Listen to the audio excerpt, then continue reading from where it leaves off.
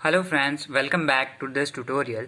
In this tutorial we are going to see that how we can find the factorial of any number using the scientific calculator. So let us suppose we are need to find the factorial of number 3, then we'll just simply press the number 3. Then in the yellow text you can clearly see here that x factorial is written. So x denoting any variable number which could be changed by any constant value. So here we have written 3, so this x is already replaced by 3.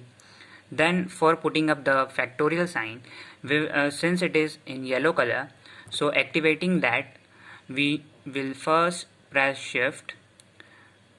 Then you will see that the shift is pressed here in the corner.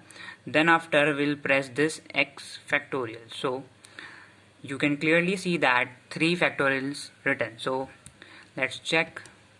Yes, there we go. So 3 factorials nothing but 3 into 2 into 1, which is 6. So we are having the right answer. So let us check with one more number. So let me clear my screen. Now let us check the same thing with number 4. So 4, pressing 4.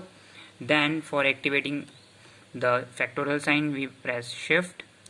Then after we put factorial sign, then equating. So here we go. So we know that 4 factorial is 4 into 3 into 2 into 1, which is 24, which is the correct answer.